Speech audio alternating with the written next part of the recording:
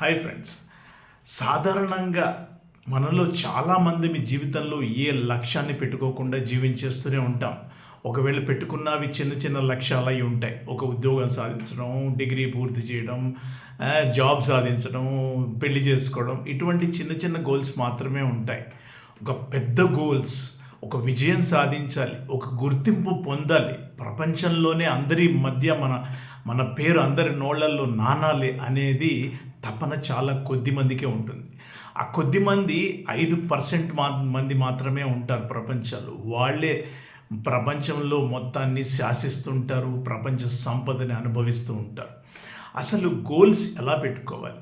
జనరల్గా మనం కొంచెం ఏదైనా మోటివేట్ అయినా, ఏదైనా పుస్తకం చదివినా, ఒక స్పీచ్ విన్నా, ఎవరన్నా కానీ సాధించిన వాళ్ళని చూసినప్పుడు మనకు కూడా ఒక మోటివేషన్ వస్తుంది. మనం కూడా గోల్ పెట్టుకుందాం అనిపిస్తుంది. అది పెట్టుకుంటాం.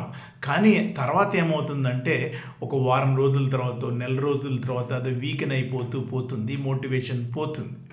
సో మై డియర్ ఫ్రెండ్స్, ఒక గోల్ కనుక మనం జీవితంలో పెట్టుకుంటే, కనుక ఏదన్నా సాధించాలని పెద్ద గోల్ పెట్టుకుంటే, మనం చేయవలసిన ముఖ్యమైన పని ఏంటంటే, మనము ఆ గోల్ని పేపర్ మీద రాసుకోవాలి, ప్రణాళిక వేసుకోవాలి. ప్రణాళిక వేసుకోగానే ఊరికే వదిలేయకూడదు. ఒక సిస్టమ్ డెవలప్ చేయాలి.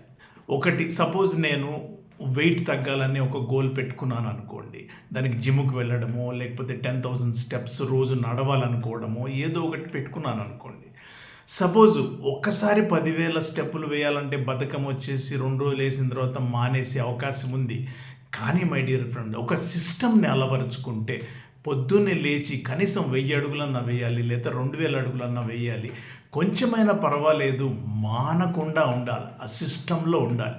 డైలీ పలానా టైంకి లేచి వాకింగ్కి వెళ్ళాలి, లేదా జిమ్కి వెళ్ళాలి. కొంచెం సేపు ఒక గంట సేపు కాకపోతే ఒక 10 నిమిషాలు, 15 నిమిషాలు, 20 నిమిషాలు అలా మెల్లగా మొదలు పెట్టుకుంటూ వెళ్తే మనకి అది అలవాటుగా మారుతుంది మై డియర్ ఫ్రెండ్స్.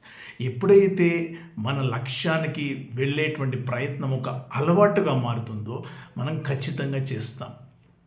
ఎప్పుడన్నా కానీ ఏదైనా గోల్ పెట్టుకోవడం కానీ, దానికోసం పనిచేయడం కానీ, ప్రయత్నాలు చేయడం కానీ, సక్సెస్ సాధించడం, ఇవన్నీ boring jobs my dear friends. ఇప్పుడు ఒక క్రికెటరు గొప్పగా పర్ఫామ్ చేయాలంటే ఎంతో శ్రమ పడతాడు. పొద్దున్నే లేవాలి, ప్రాక్టీస్ చేయాలి, నెట్స్కి వెళ్ళాలి. ఇవన్నీ బోరింగ్ జాబ్సే. ఒక క్రీడాకారుడు ఒక బాడీ బిల్డింగ్ చేయాలంటే జిమ్లో గంటల కొద్దీ టైం స్పెండ్ చేయాలి, అదే పనిగా ఇవన్నీ బోరింగ్ జాబ్సే. ఒక యాక్టర్ ఒక మంచి యాక్టర్గా పర్ఫామ్ చేయాలంటే స్టేజ్ మీద బ్రహ్మాండంగా ఉంటుంది, అందరూ చప్పట్లు కొడితే బాగానే ఉంటుంది. కానీ ఎన్ని రకాల రిహార్సల్స్ చేయాలి, ఎన్ని రీటేకులు చేసుకోవాలి, టేకులు తినాలి, ఇలాంటివన్నీ కూడా బోరింగ్ జాబ్సే. కానీ ఒక పర్పస్ మనల్ని బోర్ అయినా కానీ ప్రాక్టీస్ చేసుకుంటూ ముందుకు వెళ్ళడానికి పర్పస్ మనల్ని డ్రైవ్ చేస్తుంది మై డియర్ ఫ్రెండ్స్. అందుకనే మనము ఒక బ్రషింగ్ టు జాబ్స్ అలాగా మనము ఒక అలవాటుని డెవలప్ చేసుకోవాలి. బ్రషింగ్ టీ జాబ్స్ అంటే ఏంటంటే మై డియర్ ఫ్రెండ్స్, పొద్దున లేచి మనం పళ్ళు తోముకోవడానికి బ్రష్ ఎలా చేసుకుంటామో పొద్దున లేవంగానే దానికి ప్లాన్ చేసుకోము, దానికి ప్రణాళిక రాసుకోము. అలవాటు ప్రకారంగా రోజు పొద్దున లేవగానే పళ్ళు తోముకోవడానికి బ్రష్ తీసుకొని బాత్రూంలోకి వెళ్తాం. అదే విధంగా మనము ఏదైతే ప్రయత్నాన్ని చేస్తున్నామో, దేనికోసమైతే తపన పడుతున్నామో, దాన్ని సాధించడానికి everyday you should show up. ఒకవేళ మీరు పెద్దగా బిజినెస్ చేయాలంటే మార్కెట్లో you should show up every day in the morning. మార్కెట్లో ప్రతి గంట, ఇప్పుడు మీరు రైటర్ అనుకోండి, ఒక పెద్ద బుక్ రాయాలంటే మనకు ఒక్కొక్కసారి 300 ప్లాన్ పోస్ట్ పోన్ చేస్తూ ఉంటాం. కానీ రోజుకు కనీసం ఒక 10 పేజీలన రాయాలి అనే తపన ఉంటే మనం బుక్ రాయగలగడానికి సాధించగలుగుతాం మై డియర్ ఫ్రెండ్స్. కాబట్టి గోల్ ఉండడమే కాదు, దానికి ప్రణాళిక వేసుకోవాలి, ఆ ప్రణాళికకి సిస్టమ్ ఏర్పరచుకోవాలి.